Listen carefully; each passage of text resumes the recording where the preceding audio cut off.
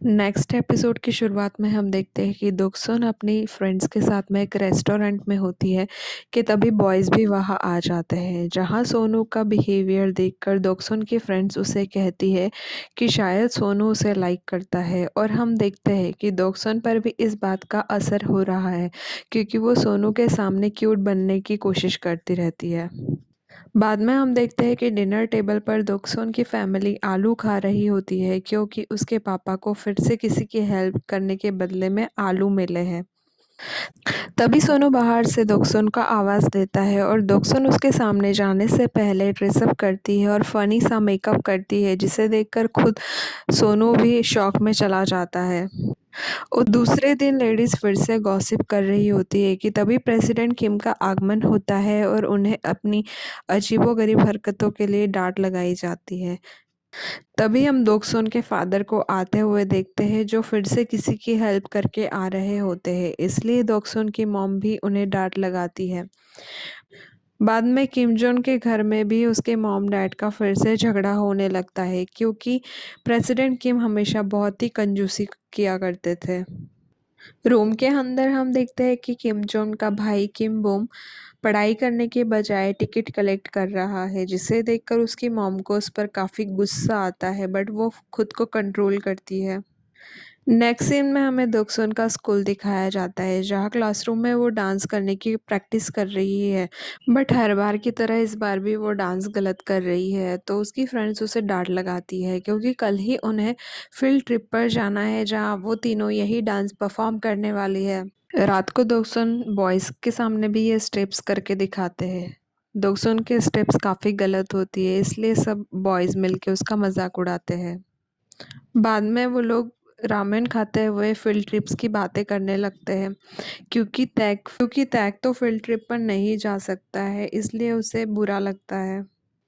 इधर दोक्सुन की मॉम किम जॉन के घर पर आती है और दोनों लेडीज मिलकर ऐसे ही बातें करती रहती है अपने पतियों के बारे में, कि कैसे प्रेसिडेंट किम अमीर तो है बट अभी भी गरीबों वाली आदत नहीं छोड़ते हैं।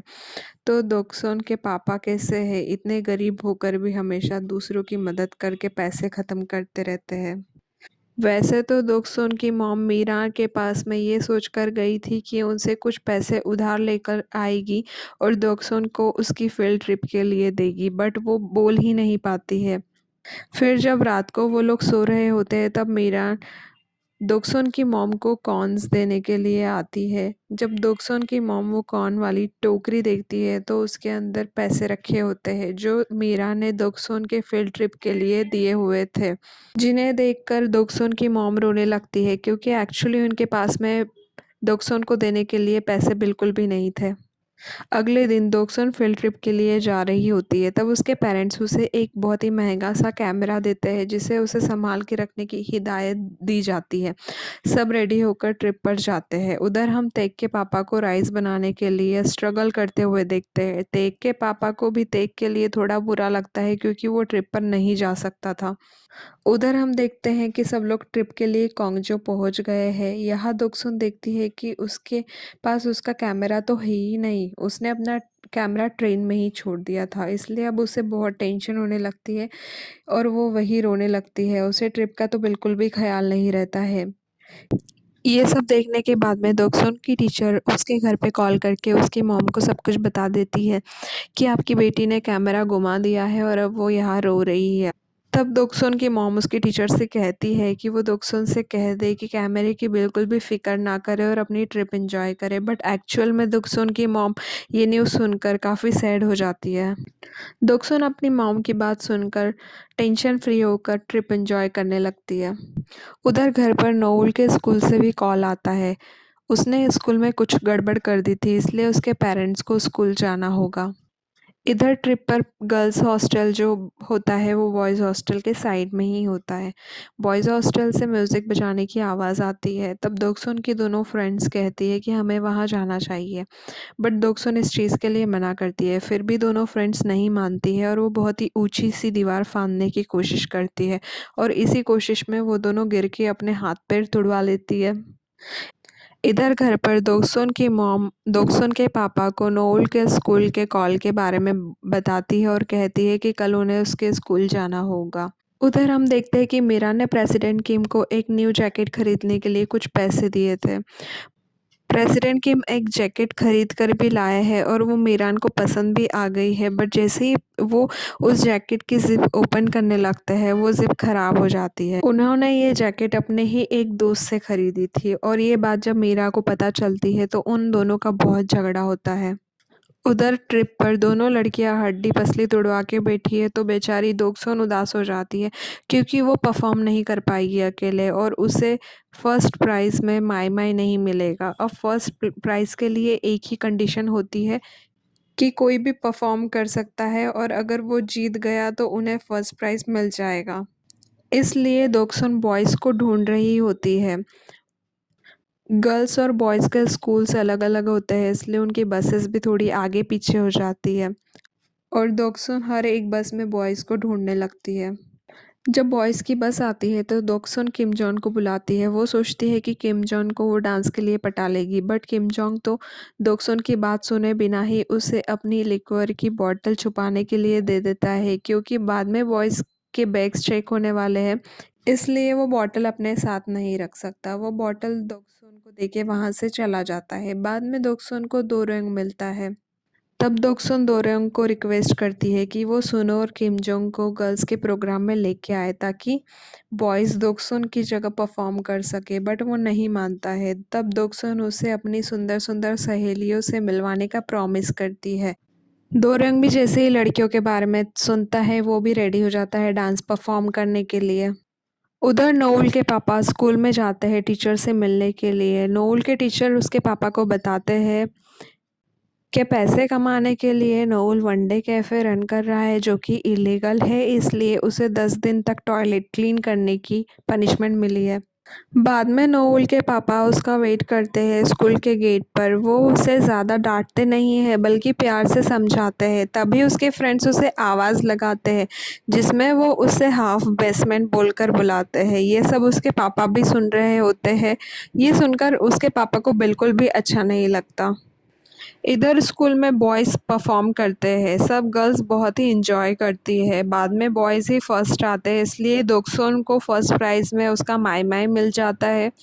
दोगसोन बॉयज़ को अपनी उन दोनों सहेलियों से मिल जाती है। बेचारे दोरेंग के अरमानों पर तो पानी ही फिर जाता है जब वो दोगसोन की दोनों सहेलियों की शक्लें देखता है। उसे वो दोनों अच्छी नहीं लगती। दोगसोन बॉयज़ से बातें करती है बाद में, तब किम जोंग उसे लिक्वर के बारे में याद दिलाता है जो दोगसुन ऑलरेडी गुमा चुकी थी। हमें फ्लैशबैक में दिखाते हैं कि जब दोरेंग और दोगसो परफॉर्मेंस के बारे में बातें कर रहे थे तभी वो बॉटल वही टेबल पर भूल जाती है जैसे वो कैमरा भूल गई थी ट्रेन में। तभी स्कूल के डीन जो दोरेंग के पापा है वो बॉयज़ को बाहर देख लेते हैं। उन्हें देखकर बॉयज़ भागने लगते हैं और हमारी प्यारी दोगसुन उनको आवाज़ लगाती है जिसका मुंह किम जोंग बंद करके उसे भी अपने साथ भगाता है। दोरेंग तो गिर जाता है। वो और सोनू Thank you पकड़े for जाते हैं। watching. दोगसुन और Please किम जोंग like, भाग share, and जाते हैं। वो लोग subscribe to भागकर एक my पतली सी channel. गली में जाकर छुप जाते हैं। यहाँ माहौल बहुत ही अलग हो जाता है। दोगसुन का तो पता नहीं बट बेचारा किम जोंग बहुत ही अनकंफर्टेबल सा हो जाता है। बाद में हम देखते हैं दोगसुन अपने हॉस्टल में आराम से गाने सुनते हुए सो रही है, बट किम जोंग नहीं सो पाता ठीक से। उधर घर पर मीरान का फिर से प्रेसिडेंट किम के साथ उसी जैकेट की बात पर से झगड़ा होता है, बट फिर बाद में मीरान अपने आप को शांत करती है और अपने हस्बैंड को समझने की कोशिश करती है कि शायद अपने किसी ज़रूरतमंद फ्रेंड की हेल्प करने के लिए उन्होंने एक्स्ट्रा पैसे दिए थे उस चीप जैकेट के लिए। दोगसोना के पापा दोंग इल भी किसी गरीब बुढ़िया की हेल्प करते हैं। वो खुद को बहुत रोकते हैं क्योंकि उनके पास तो उनके बच्चों के लिए भी पैसे नहीं है, बट वो अपने आप को उस बुढ़िया की हेल्प करने से नहीं रोक पाते, इसलिए वो बहुत परेशान है। दूसरे दिन सब लोग ट्रिप से वापस आते हैं। दोगसोन की मॉम को उस पर बहुत गुस्सा आता है। वो उसे मारने के लिए उसके पीछे दौड़ती है, बट दोगसोन किम जोंग के पीछे छुप जाती है। बाद में बेसमेंट में दोनों हस्बैंड वाइफ का फिर से पैसों की वजह से झगड़ा होता है। फिर हमें फ्लैशबैक में दिखाते हैं कि किम जोंग की फैमिली भी 1985 तक गरीब ही हुआ करती थी। वो लोग एक रूम के घर में रहते थे। तब भी किम बॉम कुछ ना कुछ कलेक्ट करता रहता था और तब उसका शौक था लॉटरी की टिकटें खरीद कर उन्हें कलेक्ट करना। और किस्मत तो देखो, उसकी लॉटरी लग गई और वो लोग रातों रात अमीर हो गए। उनकी 100 मिलियन वॉन की लॉटरी लग गई थी। सब बहुत खुश होते हैं, इमोशनल होकर रोते हैं और ये सब कुछ बॉन्ग की वजह से होता है। और ऐसे किम जोंग की फैमिली थोड़ी अमीर हुई थी, बट उसके पापा की गरीबों वाली हरकतें अभी भी नहीं गई थी। वो अभी भी हमेशा कंजूसी करते रहते थे और पैसे बचाते रहते थे। इसी बात पर मीरा और प्रेसिडेंट किम का हमेशा झगड़ा होता रहता था। इसी के साथ एपिसोड 3 की एंडिंग होती है। Thank you for watching. Please like, share and subscribe to my channel.